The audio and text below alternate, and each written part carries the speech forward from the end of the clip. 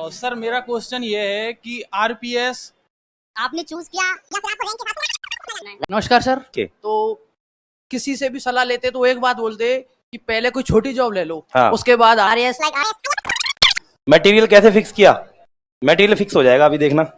पढ़ाई तो सभी करते हैं, लेकिन हमें जो मतलब एक तरीके से जो पढ़ाई करनी चाहिए वो मतलब किसने भी तो हमें सबको ये बताएं कि हम मतलब पढ़ाई को किस तरीके से करें। Answer writing sir only for answer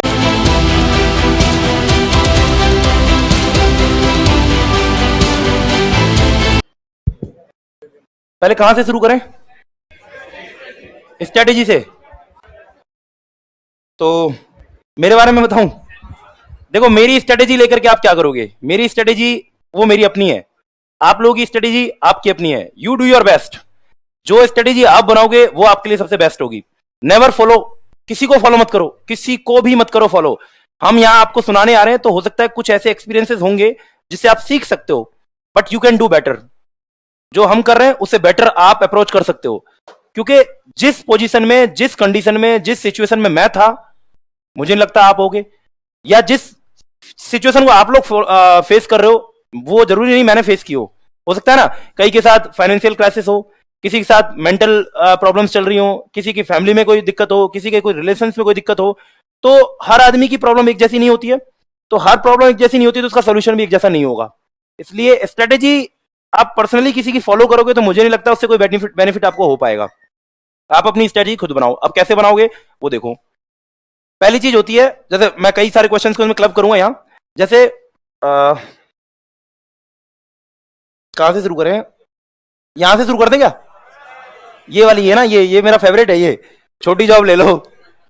क्यों ले ले भाई छोटी जॉब? अरे आप यहाँ आरएएस की एग्जाम के लिए और यहाँ सेमिनार में आए हो, तो आप क्या छोटी जॉब के लिए आए हो क्या? तो आप छोटी जॉब के लिए बने हो क्या? आप में से किसी को ऐसा लगता है कि आप छोटी जॉब के लिए बने हो? You are the future of Rajasthan यार, you are the future of India. क्यों लोगे छोटी जॉब?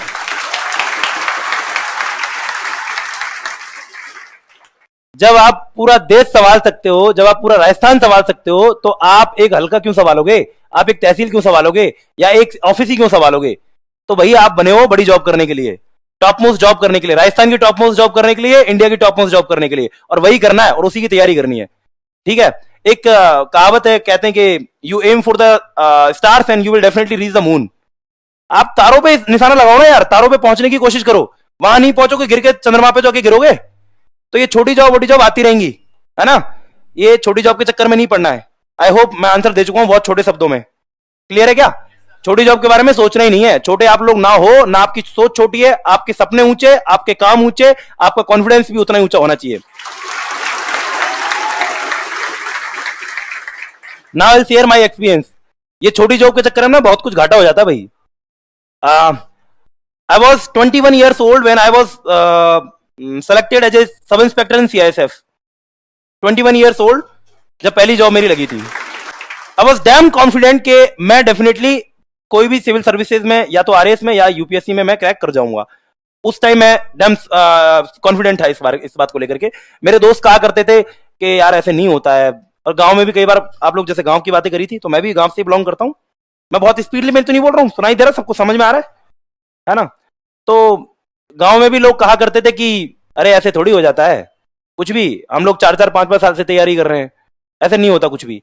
तो मैं उनको एक ही बात कहता था कि भाई देखो, इस गांव में लाल नीली बत्ती की गाड़ी अगर आनी है ना, तो अगर एक गाड़ी आएगी तो वो मेरी होगी, अगर एक ही गाड़ी होगी तो वो मेरी होगी, और अगर बहुत सारी गाड़ियां अगर आई ना, या बहुत सारे लोग अगर गाड़ी लेके आते हैं, तो उनमें से कम एक तो मेरी होगी।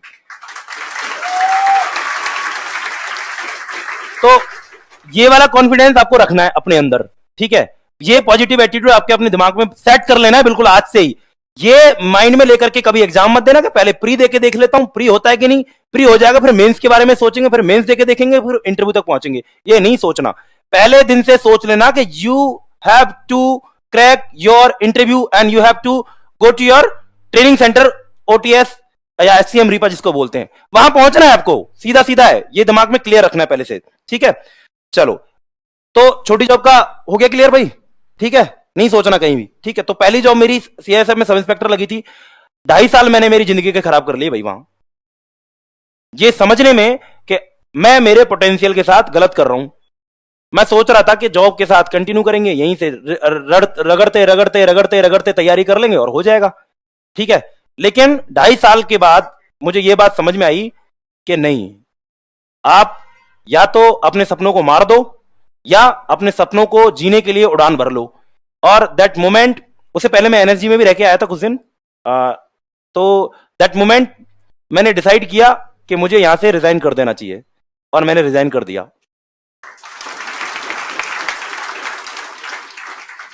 रिजाइन करने से पहले मेरे फादर ने को मैंने कॉल किया, तो मैंने उनको कहा, मैं पापा I am not feeling good.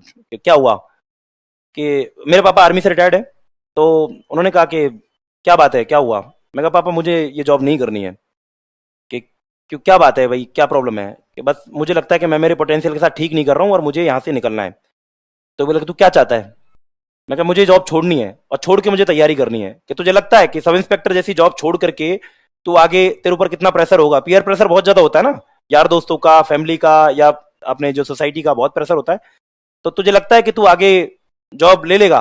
मैंने कहा पापा 6 महीने आप मेरे को देना, मैं कुछ ना कुछ अच्छा कर लूंगा, बट यहां तो नहीं रहना। और मतलब इस मलाल में तो नहीं रहना लाइफ में कि 4 साल बाद या 5 साल बाद जब मैं उस चीज से निकल जाऊं, वो माइंडसेट मेरा चेंज हो जाए कि भाई मैं आगे कुछ कर पाऊंगा।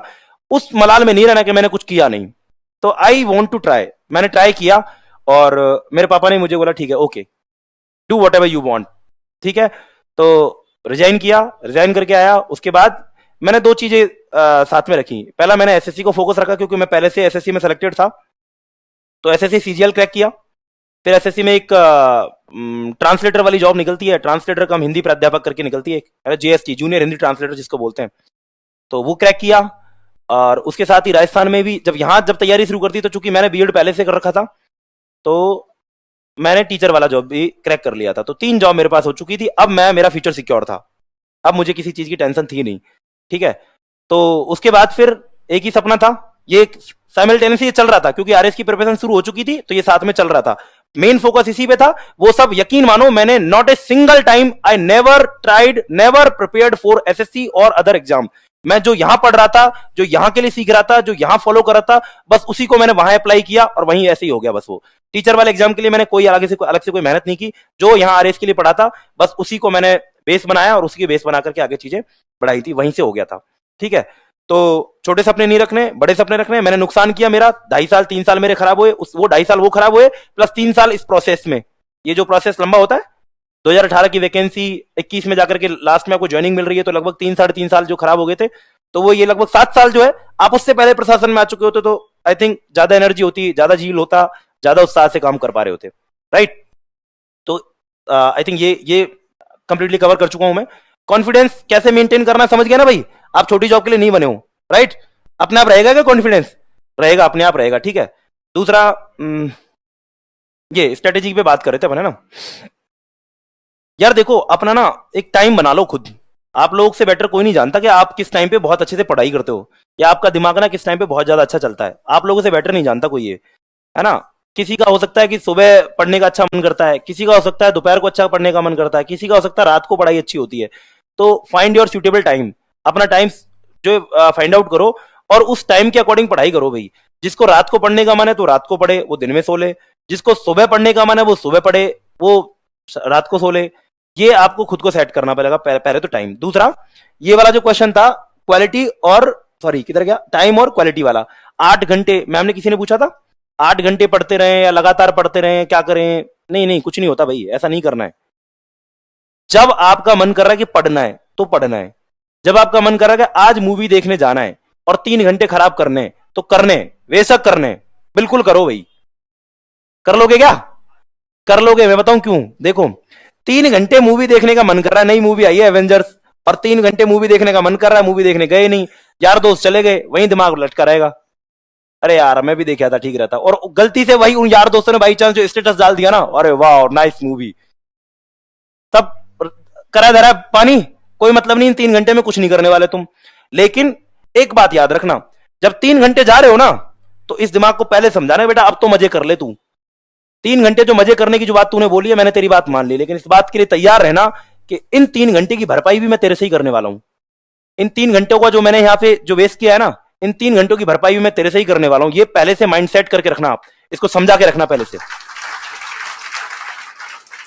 अब वो कैसे निकालोगे वो आपके ऊपर डिपेंड करता है। आप शाम को 6 बजे तक पढ़ते थे, 6 से 6:30 आप घूमने जाते थे या कोई और एक्टिविटी करते थे, गेम खेलते थे, उसको कम कर देना उस दिन या अगले दिन कम कर देना। जो 3 घंटे में खो रहे हो उसको वापस आपको रिवर्ट लेना है, कैसे ना कैसे करके उसको वापस लेना है, ठीक है। ये पहले से प्लान करके जाओगे तो हो जाएगा।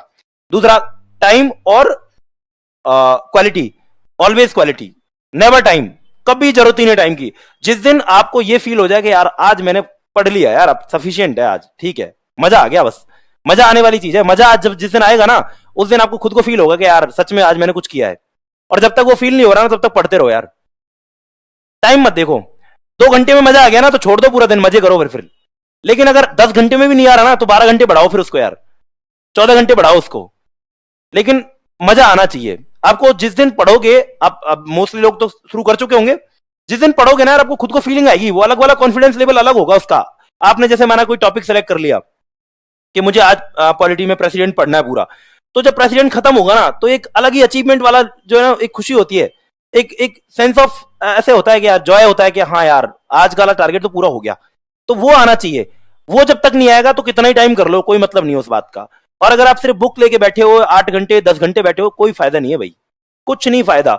घर वाले ताने ही मारेंगे, किताबें तो लेके बैठा रहता है, पता नहीं होता नहीं है इसका सिलेक्शन। वो पड़ोसी का, उसका तो देखो, उसकी बेटी का हो गया, उसके बेटे का हो गया, इसका नहीं होता, पता नहीं क्या करता है। तो ये वाला टाइम का आई थिंक मैम किसी ने पूछा था, है ना।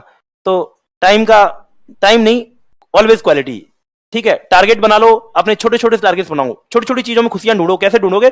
टॉपिक को ना सब टॉपिक्स में डिवाइड कर दो, क्योंकि एक साथ आप उस लेवल पे नहीं हो अभी कि आज शुरू किया और पॉलिटी पूरी खत्म कर दी, ऐसा हो भी नहीं पाएगा आपसे, ना मेरे से भी नहीं हो पाएगा, मेरे से हुआ भी नहीं कभी।